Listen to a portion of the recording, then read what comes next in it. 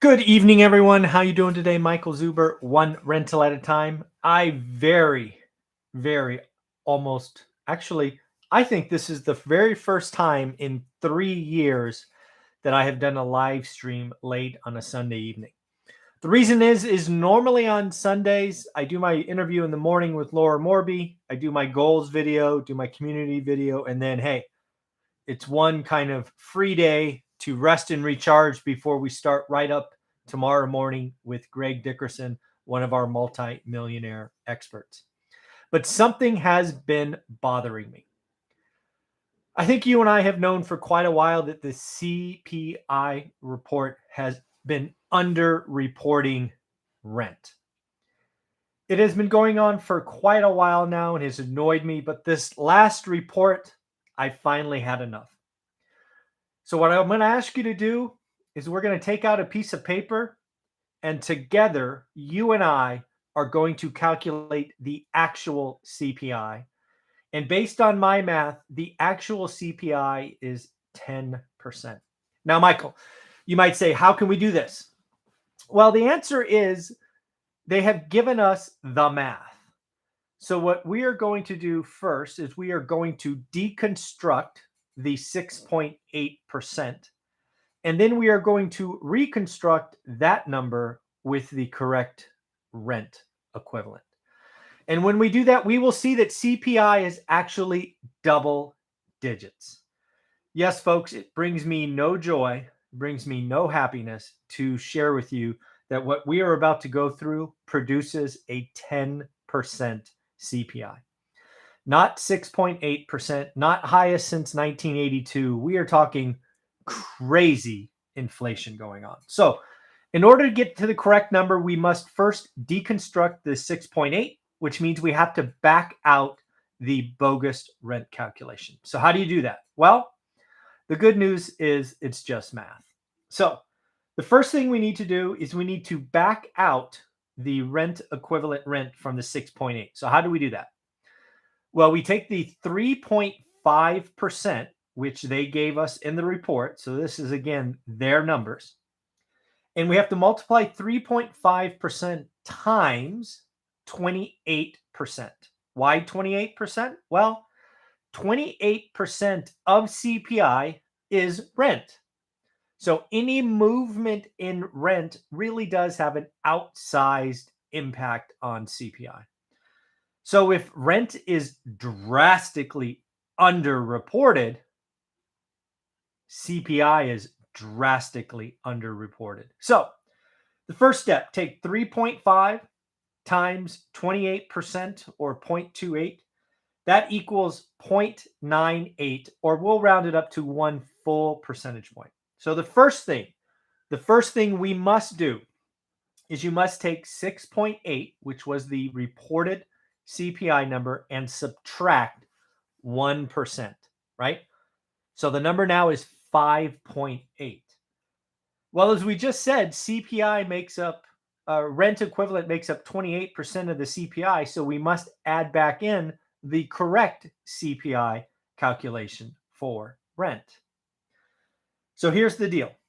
Rent equivalent in the CPI report is supposed to be single family, not apartments, not multi-dwelling, single family. I spent about 10 minutes bouncing around Google. I got all kinds of numbers ranging from 15% to 18.7.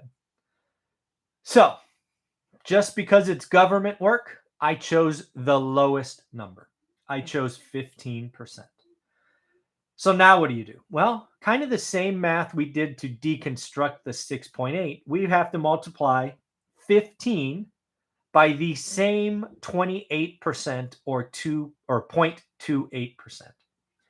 If you do that, it equals 4.2. That is a huge difference, right? 0.98 versus 4.2. So what do? Well, remember what we did first? We took the 6.8 number and we subtracted 1%, right? So it's 5.8.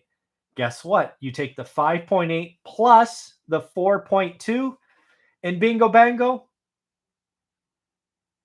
10%. CPI is 10%. We are seeing inflation in everything that is important to everyone. In the past, they could lie to you about transitory, saying used car and airline tickets. How many times are you going to buy those things?